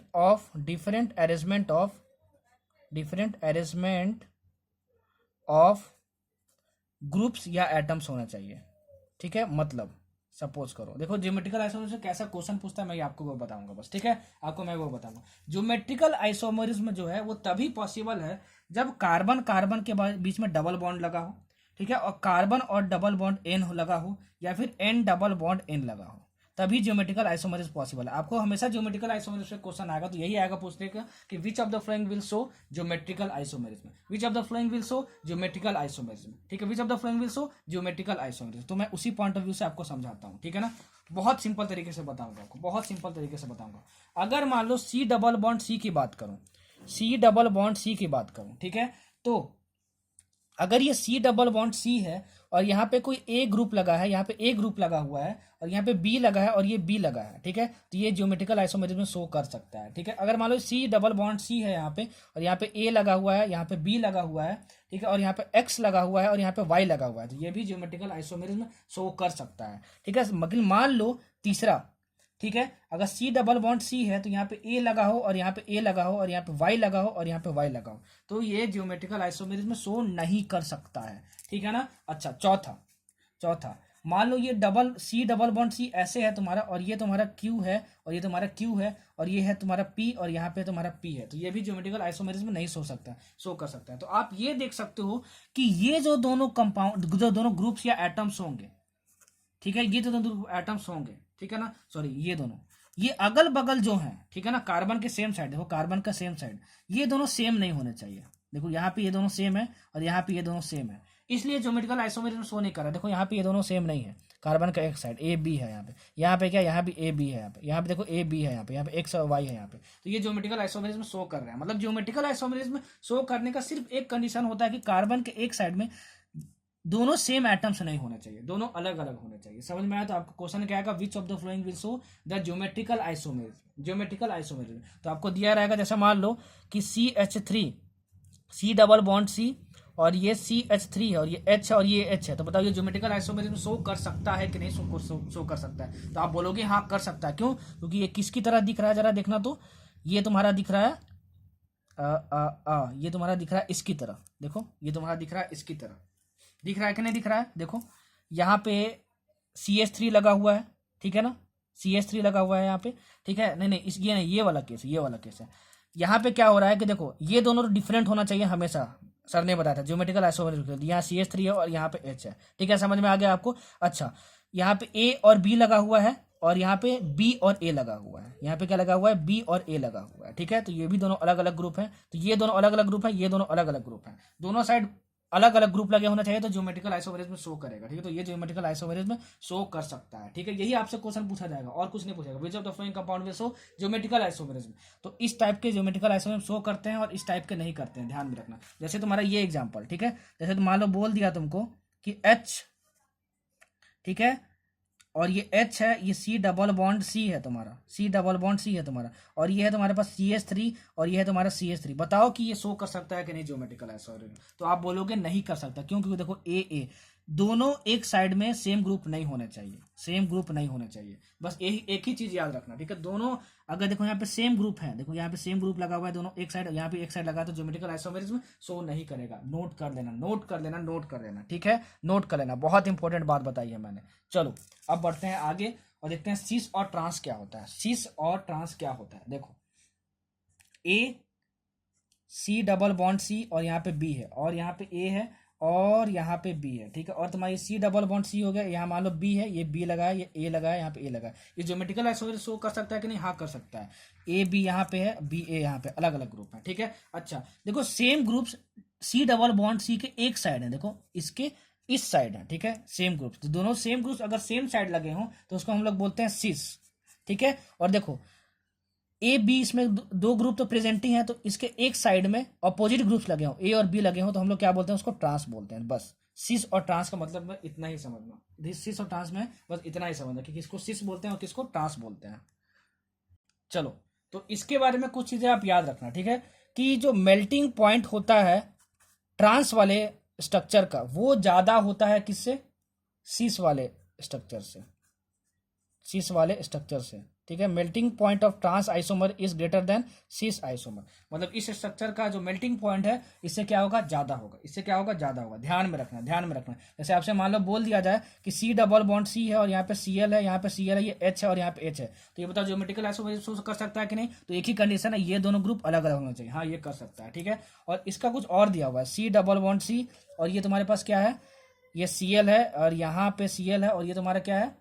H है, और यहाँ पे H है। तो देखो ये तुम्हारा क्या है? ट्रांसफॉर्म है, देखो इस तरीके से दिख रहा है, और ये तुम्हारा क्या है? सिस फॉर्म है, ये इस तरीके से दिख रहा है, ठीक है। क्योंकि ये दोनों ग्रुप सेम साइड है, C डबल बॉन्ड C के, ठीक है ना। दोनों सेम तरीके से दिख रहा है, तो ये क्या होगा? सिस होगा। देखो इस फिगर को रिजेंबल कर रहा है, ठीक है, और ये इसको कर रहा है, तो किसका मेल्टिंग पॉइंट ज्यादा होगा? ट्रांस वाले का होगा। तो इसका मेल्टिंग पॉइंट इससे ज्यादा होगा। दो स्ट्रक्चर दे दिया जाएगा, आपसे बोलेगा बताओ किसका मेल्टिंग पॉइंट किससे ज्यादा है, ठीक है। अच्छा पूछा जाता है कि मोर पोलर कौन है? तो जो तुम्हारा सिस आइसोमर होता है ना, जो सिस आइसोमर होता है तुम्हारा, सिस आइसोमर जो होता है वो मोर पोलर होता है, मोर पोलर होता है ट्रांस आइसोमर से। ट्रांस आइसोमर का जो डाइपोल मूवमेंट होता है, ट्रांस आइसोमर का जो तुम्हारा डाइपोल मूवमेंट होता है, ट्रांस आइसोमर का जो तुम्हारा डाइपोल मूवमेंट होता है वो कितना होता है? 0 होता है। लिख लेना, बहुत इंपॉर्टेंट है, ये सब पूछा जाता है, ये सब पूछा जाता है। अगर हम लोग बॉइलिंग पॉइंट की बात करें, बॉइलिंग पॉइंट की बात करें, तो हमारा सिस आइसोमर्स का बॉइलिंग पॉइंट जो होता है वो ट्रांस आइसोमर से ग्रेटर होता है, ठीक है, मेल्टिंग पॉइंट के ऑपोजिट, ठीक है। तो देख लेना, मेल्टिंग पॉइंट पूछ रहा है कि बॉइलिंग पॉइंट पूछ रहा है। मतलब बॉइलिंग पॉइंट की बात करें तो the boiling points of cis isomers are higher than those of trans isomers, ठीक है। तो ये तीनों पूछा जाता है सिस आइसोमर और ट्रांस आइसोमर के केस में। Cis isomer is more polar than trans isomer, cis isomer है greater boiling point than trans isomer, but the melting point of trans isomer is higher than that of cis isomer। बहुत important है, सब कुछ जो जो आता है, जो जो पूछता है, सब कुछ आपको बता रहा हूँ, सब कुछ बता रहा हूँ। अब देखो C डबल बॉन्ड N वाला कंपाउंड कैसे आइसोमर शो करता है, कैसे आइसोमर शो करता है, ठीक है ना। इसको हम लोग बोलते हैं ऑक्साइम्स, जिसमें ये ग्रुप लगा हो उसको हम लोग बोलते हैं ऑक्जाइम्स। ठीक है, क्या बोलते हैं? ऑक्जाइम्स बोलते हैं। इसमें क्या होता है? सुनना, इसमें क्या होता है? सुनना। ठीक है देखो, ऐसा ही ऑक्जाइम ज्योमेट्रिकल आइसोमेरिज्म में शो करेगा जिसमें कि जो sp2 कार्बन है, ये जो कार्बन है, ठीक है, sp2 तुम्हारा कार्बन जो है, sp2 जो तुम्हारा कार्बन है, वो उसमें टू डिफरेंट ग्रुप्स लगे हों, उसमें टू डिफरेंट ग्रुप्स लगे हों, टू डिफरेंट ग्रुप्स लगे हों, वही ऑक्जाइम्स ज्योमेट्रिकल आइसोमेरिज्म में शो कर सकते हैं। फॉर एग्जाम्पल देखो, एग्जाम्पल लेके आपको बताता हूँ। ठीक है, एग्जाम्पल लेके बताता हूँ। हालांकि यहाँ से कभी नहीं पूछेगा ज्योमेट्रिकल आइसोमेरिज्म से, जब कभी भी क्वेश्चन पूछेगा तो पूछेगा एल्कीन से, ये सब जो एग्जाम्पल दिया हूँ। ये कभी कभार पूछ लेता है, नीट में अभी तक नहीं पूछा, जेई मेंस में पूछा हुआ, इसलिए मैंने आपको बता दिया। ठीक है, बता रहा हूँ अभी, मतलब ठीक है, जो भी पूछेगा आपसे ज्योमेट्रिकल आइसोमेरिज्म एल्कीन्स के बारे में पूछेगा, मतलब जो फर्स्ट वाला पार्ट बताया वहां से ज्यादा पूछेगा, यहाँ से ना पूछने की गुंजाइश है नीट में। ठीक है, यहाँ से नहीं ही पूछेगा, लेकिन फिर भी आपको बता दे रहा हूँ क्योंकि आपके सिलेबस में है। देखो, आपको मान लो दिया हुआ है तीन structure CH3 CH2 CH double bond NOH। ठीक है, और एक दिया हुआ तुम्हारे पास H2C डबल बॉन्ड NOH। ठीक है, और यहाँ एक स्ट्रक्चर दिया है CH3C CH2 CH3 double bond N और ये OH दिया हुआ है। ठीक है, तो देखो C डबल बॉन्ड N वाला क्या कर सकता है? शो कर सकता है ज्योमेट्रिकल आइसोमेरिज्म में। देखो यहाँ पे C डबल बॉन्ड N लगा है, यहाँ पे C डबल बॉन्ड N लगा है, यहाँ पे C डबल बॉन्ड N लगा है, लेकिन इस C डबल बॉन्ड N का जो कार्बन है इसके बगल में, अगल बगल क्या होना चाहिए? डिफरेंट ग्रुप्स लगे होना चाहिए। क्या होना चाहिए? डिफरेंट ग्रुप्स लगे होने चाहिए। क्या होना चाहिए? डिफरेंट ग्रुप्स लगे होने चाहिए। क्या होना चाहिए? डिफरेंट ग्रुप्स लगे होने चाहिए। ठीक है, तो आप यहां पर देखो, सबसे पहले यहाँ C डबल एंड के बगल में ये OH ग्रुप लगा हुआ है और यहाँ पे CH3 CH2 ग्रुप लगा हुआ है। इसका मतलब ये कि डिफरेंट ग्रुप्स लगे हैं, तो ये ज्योमेट्रिकल आइसोमेरिज्म में दिखा सकता है। ठीक है, इसमें देखो C के बगल में CH3 लगा है और यहाँ पे लगा है CH2 CH3 लगा है। ठीक है, इसके बीच में भी अलग अलग ग्रुप्स लगे हुए हैं, तो ये भी ज्योमेट्रिकल आइसोमेरिज्म में शो कर सकता है।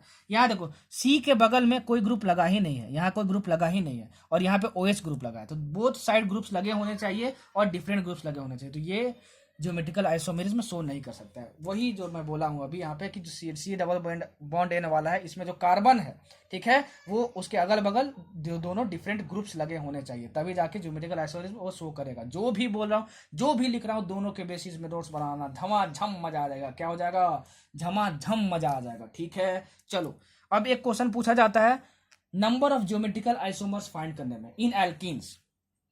ठीक है, number of geometrical isomerism, number of geometrical isomers possible in alkenes में कितने geometrical number of geometrical isomers possible हैं। ठीक है, फॉर एग्जांपल देखो, मान लो R1 CH double bond CH और ये डैश डैश डैश और यहाँ पे CH R2। ठीक है, R1 R2 क्या होता है? कार्बन चेन होता है।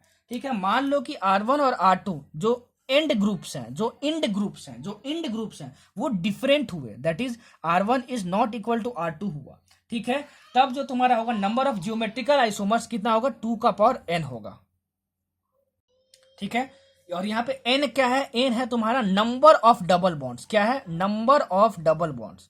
ठीक है, लेकिन मान लो अगर R1 is equal to R2 हुआ, दोनों जो इंड ग्रुप्स हैं वो दोनों सेम हो, एग्जांपल लेके समझाऊंगा आपको। ठीक है ना, तब जो होगा नंबर ऑफ ज्योमेट्रिकल आइसोमर्स वो कितना होगा? 2 का पावर n नहीं होगा, वो होगा तुम्हारा 2 का पावर n माइनस 1 प्लस 2 का पावर p माइनस 1, 2 का power p minus 1, where p is equal to n by 2, where p is equal to n by 2। अगर n तुम्हारा इवन हुआ तो, ठीक है, but p is equal to n plus 1 by 2। अगर तुम्हारा n ऑड हुआ तो n क्या है? तुम्हारा नंबर ऑफ डबल बॉन्ड्स है। ठीक है, नंबर ऑफ क्या है? डबल बॉन्ड्स है। फॉर एग्जांपल, एक एग्जांपल लेता हूं आपका, ठीक है ना, दोनों का।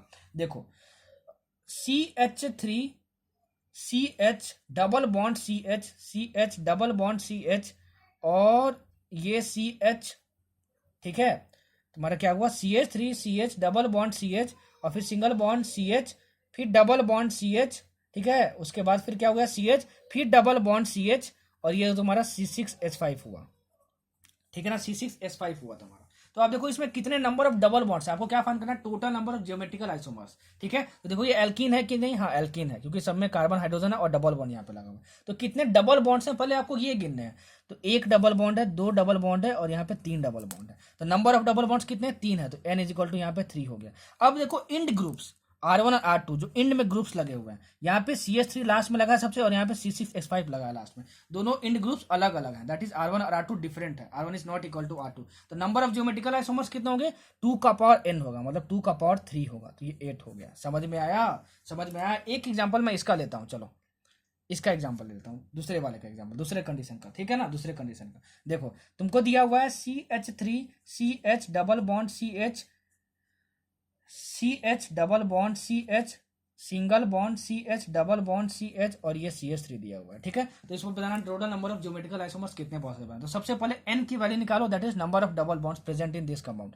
तो एक डबल बॉन्ड, दो डबल बॉन्ड, तीन डबल बॉन्ड, तो number of total number of double bonds कितने हुए, n इज इक्वल टू 3 हो गया, ठीक है, इतना हो गया, ठीक है। अच्छा n इज इक्वल टू 3 हो गया, तो नंबर ऑफ डबल बॉन्ड्स कितने आए, 3 आए। अच्छा अब देखते हैं ये वाला फॉर्मूला लगाना है 2 का पावर n की ये वाला लगाना है, ठीक है। तो सर ने बताया था कि अगर जो इंड ग्रुप्स होंगे वो डिफरेंट होंगे तब ये फॉर्मूला लगाएंगे। तो इंड ग्रुप कौन से हैं, यहाँ पे CH3 है और यहाँ पे CH3 है, मतलब कि R1 is equal to R2 है। इंड ग्रुप्स क्या है, सेम है, दोनों में CH3 लगा हुआ है। तो इसमें टोटल नंबर ऑफ आइसोमर्स लगाना होगा, तो कौन सा फॉर्मूला लगाएंगे, 2 का पावर n-1 प्लस 2 का पावर p-1। तो ये तुम्हारा कितना हुआ, 2 का पावर n-1 मतलब 3-1, तो ये तुम्हारा 2 हो गया, प्लस अब p की वैल्यू क्या रखेंगे, यहाँ पे n की वैल्यू कितनी आई, 3 आई। तो अगर n की वैल्यू 3, मतलब n की वैल्यू जब ऑड होगा तो p की वैल्यू क्या होगा, देखो p की वैल्यू क्या होगा, n की वैल्यू ऑड आई, यहाँ पे 3 ऑड नंबर है, तो p इज इक्वल टू तुम्हारा क्या होगा, n plus 1/2, that is 3 plus 1/2, तो ये तुम्हारा 4/2 हो गया, तो इज इक्वल टू तुम्हारा 2 आ गया। तो p की वैल्यू कितनी आ गई, 2 आ गई। तो p की वैल्यू 2 आई, तो 2 माइनस 1 कितना हुआ, 1 हुआ, तो ये 2 का पावर 1, तो ये तुम्हारा 4 प्लस 1 तुम्हारा कितना हो गया, 4 प्लस 1 कितना हो गया, सॉरी 2 का पावर 1 कितना होगा, 2 होगा, ठीक है। तो 2 स्क्वायर 4 और 2 का पावर 1 2 हो गया, तो ये तुम्हारा 6 जियोमेट्रिकल आइसोमर्स कितने पॉसिबल है, 6 जियोमेट्रिकल आइसोमर्स। तो जियोमेट्रिकल आइसोमर्स में यही पूछता है कि बताओ नंबर ऑफ जियोमेट्रिकल आइसोमर्स कितने हैं, और आपसे क्या बोलता है कि विच of the flowing compound will show geometrical isomerism. तो उसका मैंने आपको टाइप बता दिया और क्वेश्चन भी सॉल्व करवा दिया, तो आपका जियोमेट्रिकल आइसोमरिज्म कंप्लीट हो गया, ठीक है। अब ऑप्टिकल आइसोमरिज्म में कहाँ करवाऊंगा, हेलो एल्केन्स में करवाऊंगा, कहाँ पे करवाऊंगा, हेलो एल्केन्स में करवाऊंगा, ठीक है। अब यहाँ पे थोड़ा सा पढ़ लेते हैं कॉन्फॉर्मेशनल आइसोमेरिज्म के बारे में, ठीक है। कहाँ क्या पढ़ेंगे, कॉन्फॉर्मेशनल आइसोमेरिज्म के बारे में। कॉन्फॉर्मेशनल आइसोमेरिज्म में, ठीक है, बहुत कम है सिलेबस में, आपके नीट में बहुत कम सिलेबस है कॉन्फॉर्मेशनल आइसोमेरिज्म में, ठीक है। मतलब कुछ ज्यादा समझना नहीं है, बस कुछ चीजें हैं उसको आप याद कर लोगे, तो वहां से कॉन्फॉर्मेशनल आइसोमेरिज्म से अगर क्वेश्चन आता है तो डिक्टो वहीं से आएगा, ठीक है। तो क्या क्या आपको याद रखना है वो मैं आपको बताता हूँ, ठीक है।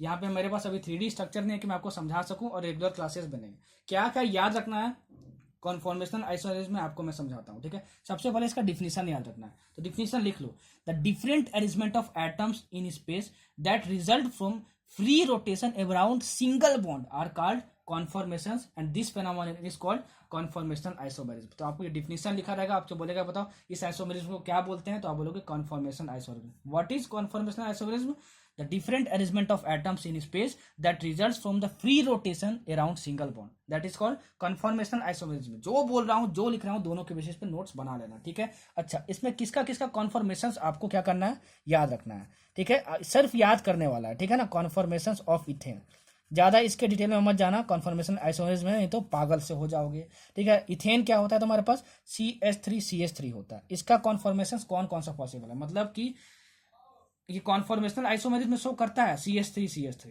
याद रखना ये क्वेश्चन पूछा जाता है, विच of the following can show conformational isomerism. तो CH3CH3 करता है, ठीक है। तो इसके दो कॉन्फॉर्मेशंस होते हैं, ठीक है, ऐसे देखो H होता है, ये H होता है और ये H होता है, और ये क्या होता है, H होता है, H होता है और ये H होता है। इसको क्या करेंगे, इसको जब हम लोग पलट देंगे तो ये दोनों हाइड्रोजन यहाँ पे आ जाएगा, एक हाइड्रोजन यहाँ पे आ जाएगा, तो ये ऐसे हो जाएगा CH और ये H हो गया, ये सिंगल बॉन्ड और ये H हो गया और ये H हो गया और ये H हो गया। इसको हम लोग बोलते हैं सॉहर्स प्रोजेक्शन। क्या बोलते हैं, सॉहर्स प्रोजेक्शन, ठीक है। कैसे कैसे क्वेश्चन आएगा मैं सब कुछ बता दूंगा आपको, ठीक है ना। सॉहर्स प्रोजेक्शन, और इसको हम लोग बोलते हैं इक्लिप्स्ड फॉर्म, और इसको हम लोग बोलते हैं स्टैगर्ड फॉर्म।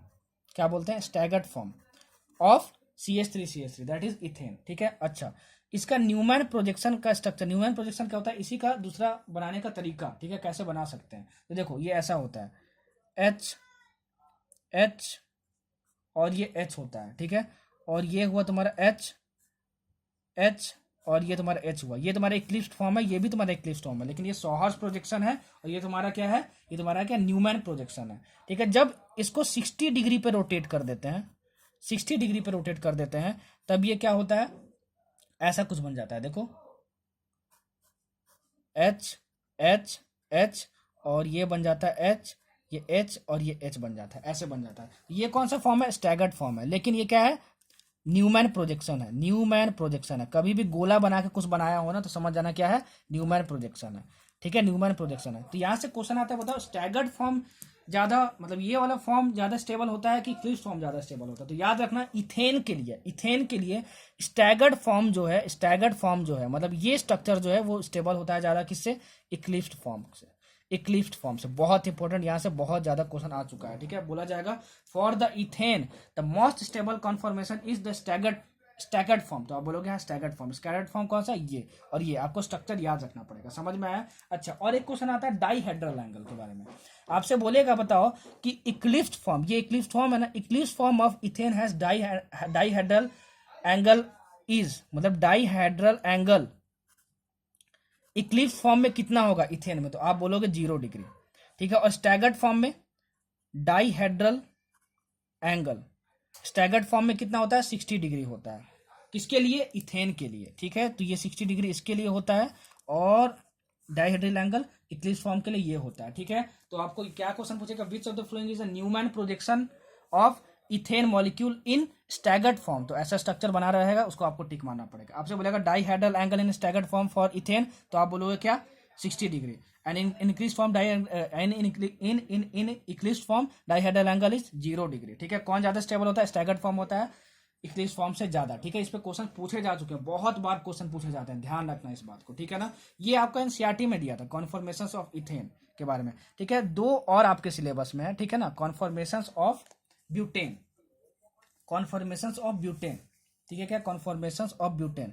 तो कॉन्फॉर्मेशंस ऑफ ब्यूटेन, देखो ये पहला था, ये इथेन के लिए, और ये कॉन्फॉर्मेशंस ऑफ ब्यूटेन, ब्यूटेन बोलो या फिर इसको एन ब्यूटेन बोलो, दोनों का मतलब सेम ही है। इसका फॉर्मूला क्या होता है जरा बताना। तो ये होता है CH3 CH2 CH2 CH3 होता है। ठीक है, इसके बस न्यूमैन प्रोजेक्शंस आपको पढ़ने हैं। क्या पढ़ने हैं? न्यूमैन प्रोजेक्शंस आपको पढ़ने हैं कॉन्फॉर्मेशंस ऑफ ब्यूटेन के। ठीक है, मतलब एन ब्यूटेन बोले या ब्यूटेन बोले, दोनों का मतलब सेम होता है। ठीक है, दोनों का मतलब सेम होता है। अच्छा देखो, मैं बना के आपको बताता हूँ। मिथाइल ग्रुप समझते हो ना कि मिथाइल ग्रुप क्या होता है? मिथाइल ग्रुप मतलब होता है CH3 ग्रुप। क्या होता है? CH3 group. याद रखना, क्वेश्चन में अगर Me लिखा हो तो उसका मतलब होता है CH3 ग्रुप। क्या होता है? CH3 group. तो जो तुम्हारा न्यूमैन प्रोजेक्शंस होता है ब्यूटेन का, ठीक है ना, वो आपको याद रखना है कैसे कैसे बनता है। देखो ये बनता है, ठीक है, ये तुम्हारा हो गया ऐसे, और यहाँ पे तुम्हारा CH3 हो गया, यहाँ पे तुम्हारे पास H हो गया, यहाँ पे H हो गया, और ये तुम्हारे पास H हो गया, ये H हो गया तुम्हारे पास, और ये तुम्हारे पास क्या हो गया? CH3 हो गया। ठीक है, अच्छा इसको जब 60 डिग्री पे घुमा देते हैं तो हमारे पास बन जाता है, यहाँ पे देखो H बन जाता है, CH3 बन जाता है, यहाँ पे H बन जाता है, और यहाँ पे H बन जाता है, यहाँ पे H बन जाता है, और यहाँ पे CH3 बन जाता है। ठीक है, जब इसको हम लोग 60 डिग्री पे घुमा देते हैं तो हमारा बनता है इस तरीके से। देखो ये ऐसे बनता है, ये ऐसे बनता है, ये होता है CH3, और ये H होता है, और ये H होता है, और यहाँ पे भी H होता है, और यहाँ पे क्या होता है? यहाँ पे होता है CH3। ठीक है, और यहाँ पे भी H होगा। ठीक है, समझ में आया आपको? अच्छा चलो, और चौथा स्ट्रक्चर कैसे बनता है? देखो यहाँ पे H होगा, यहाँ पे H होगा, यहाँ पे CH3 होगा। CH3 की जगह हम क्या लिख सकते हैं? Me भी लिख सकते हैं। ठीक है ना, और ये आपको कैसा रहेगा? CH3 रहेगा, और ये क्या रहेगा आपका? H रहेगा, और यहाँ पे H रहेगा। ठीक है ना, इसको जो है हम लोग फुली इक्लिप्स्ड फॉर्म बोलते हैं। क्या बोलते हैं? फुली इक्लिप्स्ड फॉर्म बोलते हैं। ठीक है, और इसको हम लोग चौथे वाले को हम लोग क्या बोलते हैं? चौथे वाले को हम लोग बोलते हैं एंटी फॉर्म, एंटी फॉर्म या फिर स्टैगर्ड फॉर्म। ठीक है, तो ये अगर ये फर्स्ट होता है स्ट्रक्चर, ये सेकंड होता है, और ये थर्ड होता है, और ये फोर्थ होता है, तो सबसे ज्यादा स्टेबल कौन सा होता है? याद रखो, फोर्थ सबसे ज्यादा स्टेबल है, उसके बाद 2 सबसे ज्यादा स्टेबल है, और ये थर्ड सबसे ज्यादा स्टेबल है, उसके बाद फिर फर्स्ट। ठीक है ना, मतलब ये होता है स्टेबिलिटी ऑर्डर। सबसे ज्यादा स्टेबल कौन सा है? फोर्थ, फिर ये, फिर ये, फिर ये। तो आपको क्या स्ट्रक्चर याद रखने हैं? क्या नहीं, स्ट्रक्चर नहीं याद रखते हैं। स्ट्रक्चर को एक बार आपको देख लेना है। ठीक है, क्या करना है? देख लेना है। आपसे क्वेश्चन पूछा जाएगा विच of the flowing will have the most stable form of butane, most stable form of butane. ठीक है, तो जो चौथा वाला स्ट्रक्चर है, ये स्ट्रक्चर वो क्या होता है? मोस्ट स्टेबल होता है। ये क्वेश्चन नीट में आ चुका है, ठीक है ना, प्रीवियस ईयर में, कि बताओ कि तुम्हारा जो एन ब्यूटेन है उसका मोस्ट स्टेबल फॉर्म कौन सा है, उसको टिक बताना, टिक करना है आपको, ठीक है। तो ये स्ट्रक्चर बनाया हुआ था, आपको इसको टिक मारना होगा, ठीक है। तो आपको स्टेबिलिटी ऑर्डर इसका भी याद रखना है, और किसका याद रखना है, इथेन का। इथेन के केस में क्या होता है, डाईहेड्रल एंगल याद करना, और उसमें तो दो स्ट्रक्चर ही होता है, staggered is more stable then eclipsed, और डाईहेड्रल एंगल उसमें याद रखना, ठीक है। स्टैगर्ड फॉर्म में डाईहेड्रल एंगल कितना होता है उसमें 60 डिग्री, और 0 डिग्री कितना होता है डाईहेड्रल एंगल किसमें होता है, इक्लिप्स्ड फॉर्म ऑफ इथेन में होता है, ठीक है। और इसका स्टेबिलिटी ऑर्डर आपको याद रखना, ठीक है। चलो तीसरा आपके जो सिलेबस में है वो है तुम्हारा इथिलीन ग्लाइकोल। इथिलीन ग्लाइकोल का बस आपको इतना ही है सिलेबस में, ठीक है, कि इथिलीन ग्लाइकोल में जो तुम्हारा बहुत 4 न्यूमैन प्रोडक्शंस बनते हैं इथिलीन ग्लाइकोल के, ठीक है, उसमें जो सबसे ज्यादा स्टेबल होता है वो आपको बस याद रखना है, सबसे ज्यादा स्टेबल होता है वो आपको याद रखना है, OH, ठीक है, OH, और यहाँ पे H, और यहाँ पे H, और यहाँ पे H, OH और H, और जो सबसे कम स्टेबल होता है वो आपको याद रखना है, ठीक है। सबसे कम स्टेबल होता है तुम्हारा ये OH हो गया तुम्हारे पास, यहाँ पे H हो गया तुम्हारे पास, यहाँ पे H हो गया तुम्हारे पास, ठीक है, और यहाँ पे OH हो गया तुम्हारे पास, और यहाँ पे H हो गया तुम्हारे पास, और यहाँ पे H हो गया तुम्हारे पास। ये जो इथिलीन ग्लाइकोल का कॉन्फॉर्मेशन होता है, ये दोनों कॉन्फॉर्मेशन है किसके, इथिलीन ग्लाइकोल के। ये जो कॉन्फॉर्मेशन होता है वो सबसे ज्यादा स्टेबल होता है, और इस कॉन्फॉर्मेशन का स्पेशल नाम होता है गॉची कॉन्फॉर्मेशन, और इसका नाम होता है सीन कॉन्फॉर्मेशन, ठीक है। इथिलीन ग्लाइकोल के 4 कॉन्फॉर्मेशंस बनते हैं न्यूमैन प्रोजेक्शन में, वो आपको नहीं पढ़ना है, आपको बस इतना याद रखना है कि इथिलीन ग्लाइकोल का मोस्ट स्टेबल कॉन्फॉर्मेशन क्या होगा, ये होगा। क्यों होता है, क्योंकि ये OH और ये OH आपस में हाइड्रोजन बॉन्डिंग बना लेते हैं, और हाइड्रोजन बॉन्डिंग बहुत ज्यादा स्टेबिलिटी प्रोवाइड करता है किसी भी कंपाउंड को। तो गॉची कॉन्फॉर्मेशन जो है वो मोस्ट स्टेबल कॉन्फॉर्मेशन होता है किसका, इथिलीन ग्लाइकोल का। नीट में पूछ चुका है, ठीक है, आपको बनाना है, ठीक है। और जो सबसे कम, जो लिस्ट स्टेबल कॉन्फॉर्मेशन होता है इथिलीन ग्लाइकोल का, वो क्या होता है, ये वाला स्ट्रक्चर। तो आपको स्ट्रक्चर याद रखना है इसका, ठीक है, स्ट्रक्चर याद करना है आपको, ठीक है। समझ में आया, तो क्या याद करना है क्या याद नहीं करना है सब कुछ बता दिया मैंने। कॉन्फॉर्मेशनल आइसोमेरिज्म में बस इतना ही आपको जानना है। आइसोमेरिज्म में अभी तक आपको जितना भी डाउट होगा सब कुछ क्लियर हो गया होगा। आपका ये रिवीजन लेक्चर था, तब भी मैंने हर एक चीज को बहुत अच्छे तरीके से कवर किया, एग्जाम्पल लेके कवर किया, ठीक है। अब आपका काम ये है कि आप मुझे भी कुछ अपना प्यार दिखाओ। वीडियो पसंद आई हो तो प्लीज लाइक कर देना, वीडियो को शेयर करो, अधिक से अधिक लोग चैनल सब्सक्राइब करो, ठीक है। और एक दिन का टारगेट है 10,000 व्यूज, ठीक है, इस वीडियो के लिए, ठीक है। जो ऑप्टिकल आइसोमेरिज्म बस बच गया है, सारे टाइप का आइसोमेरिज्म मैंने पढ़ा दिया है जो कि आपके नीट सिलेबस में है। तो ऑप्टिकल आइसोमेरिज्म में बच गया है, वो मैं हेलो एल्केन्स में पढ़ा दूंगा, ठीक है। इसके बाद हम लोग क्या शुरू करेंगे, हाइड्रोकार्बन शुरू करेंगे। सब कोई अपना ध्यान रखना, खूब मेहनत करो, और खूब तरक्की करो, ठीक है ना। और गाना गाते रहो मस्त एकदम, धनाधन धनाधन धनाधन झमाझम झमाझम झमाझम, ठीक है। तो जितना भी प्रीवियस ईयर में आइसोमेरिज्म में क्वेश्चन आया हुआ था प्लीज सब कुछ अब बना लेना, और फिर मिलते हैं अगले लेक्चर में हाइड्रोकार्बन्स में। बताओ कमेंट करके कि ये लेक्चर आपको कैसा लगा, अच्छा ही लगा होगा, और अपने आप पे भरोसा करो, खूब तरक्की करो। Thank you so much for listening this lecture. मिलते हैं फिर अगले लेक्चर में हाइड्रोकार्बन्स में, ठीक है। प्रीवियस ईयर पूरा सॉल्व कर लेना और सब कुछ सीक्वेंस वाइज देखना, ठीक है। फिर मिलते हैं, बाय बाय।